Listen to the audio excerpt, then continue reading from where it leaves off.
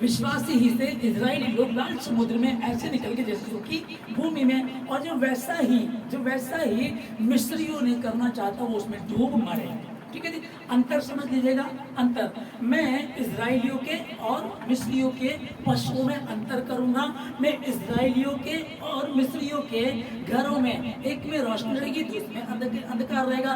3 दिन तक मिस्र में अंधेरा रहा और मिस्री ना तो अपने स्थानों में से उठे और ना 3 दिन तक एक दूसरे को देख पाए। लेकिन इजरायलियों के घरों में उजियाला था, रोशनी थी। वहाँ कारण क्या था? चूंकि वो परमेश्वर के लोग थे। अब फिर वो कह रहे कि मैं इजरायलियों के और मिस्रियों के पशुओं में अंतर करूंगा। इजरायलियों के पशु तो जीवित रहेंगे पर मिस्रियों के पशु मर जाएंगे। यहाँ भी अंतर दिखा रहा। फिर जब वो लाल समुद्र में से इजरायली लोग निकले तो वो लाल समुद्र सूखी भूमि बन गया उनके लिए।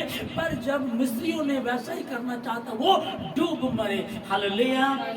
इसलिए सचेत रहो, जागते रहो, प्रार्थना करते रहो कि तुम परीक्षा में ना पड़ जाओ। सचेत रहो, जागते रहो, प्रार्थना करते रहो, क्योंकि तुम्हारा शत्रु शैतान गरजने वाले सिंह की नाइस्ता कर रहा कि किसको फाड़ खाए। कई बार आप लोग दुश्मन बहन की गवाही है कि इन दिनों में ऐसा होता था, जैसे ये दिन आते थे इससे पहले ही वो गंदगी शुरू हो जाती थी और पहले से हमें डर सताता था कि पिछली बार ऐसा होता, इस बार फिर होना शुरू होगा। और वही डर परमेश्वर ने आपका निकाल दिया।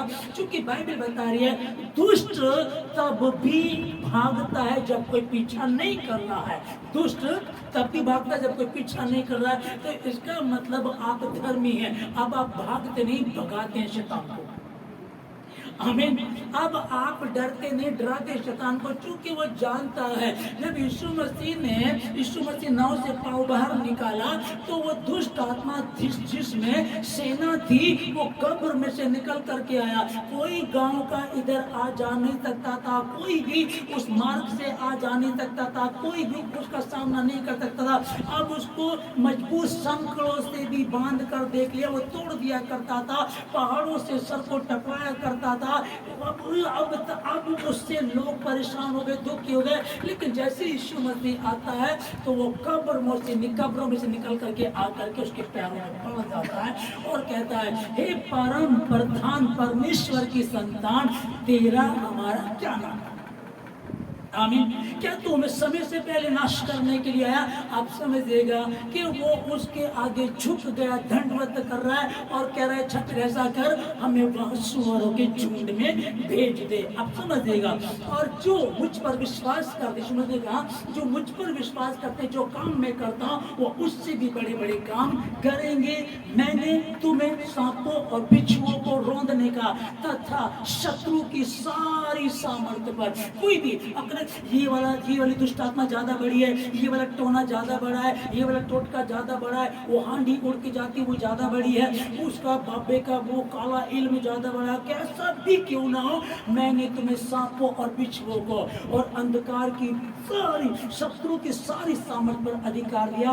किसी बात से तुम्हें कुछ हानि नहीं होगी। तुम्हें डरने की आवश्यकता नहीं है। जिन घरों की चौखट पर बर्रे का लहू लगा हुआ उन पर कुत्ता भी नहीं भौंके। कोई मनुष्य, कोई पशु तो बहुत दूर की बात है, कुत्ता भी नहीं भौंकेगा। आप ये समझ जाइएगा, आपका घर, आपका परिवार, आपके लोग, आपके अपना सामान, किसी भी चीज की कोई हानि नहीं हो सकती। मैं यहोवा हूँ, यही मेरा नाम है। जब मैं काम करना चाहूँ तो कौन मुझे रोक सकेगा? पर बात चल रही क्या है?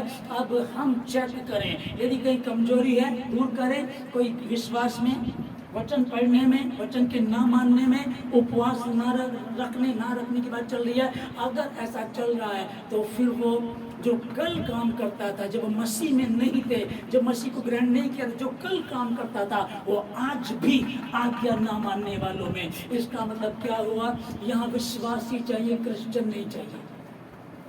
यहाँ वचन पर चलने वाले चाहिए। आप कितने साल से क्रिश्चियन है, दादा परदादा है, आप पास्टर की संतान है, आप पास्टर बिशप की संतान है, पॉप जॉन के रिलेशन में उसे कोई फर्क नहीं पड़ता। मेन बात क्या देखता है खुदा, क्या जानना चाहता खुदा, क्या तू मुझ पर विश्वास करता है? हाँ प्रभु, आमीन।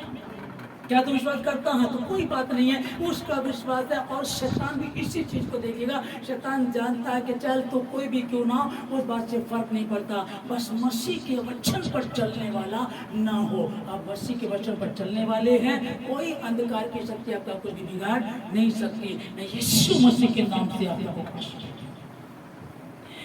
हर टोना टोटका, हर अंधकार की शक्ति जो पहले तुमको सताया करते थे, अब तुमको ना सताएगी यीशु मसीह के नाम। पर ध्यान रखें, क्या मैं परमेश्वर की अधीनता में हूँ? हाँ, अगर है, याकूब 4:7 में हमने देखा, जब इसलिए इस कारण इसलिए परमेश्वर के अधीन हो जाओ, शैतान का सामना करो, तो वह तुम्हारे सामने से भाग जाएगा।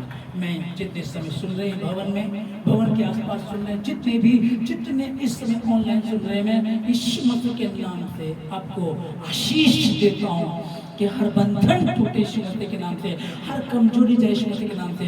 आप उपवास करके, विशेष उपवास करके, विशेष प्रार्थना करें, विशेष रीति से वचन को पढ़ें, ताकि हर गड़बड़ी कुछ भी तेरे चौखट पर आए और थरथराने लगे, कांपने लगे और कहे इस घर की चौखट पर बर्रे का लहू है, यहाँ स्वर्गदूतों का पहरा है, यहाँ हमारा काम नहीं चलेगा, यहाँ हम काम नहीं कर सकते। और वो दुष्ट शक्तियाँ वो टोने टोट के वापस जाए यीशु मसीह के नाम में, और उनका भी जीवन बदले जिन्होंने उनको भेजा है। यीशु मसीह के नाम में आशीष देता हूं,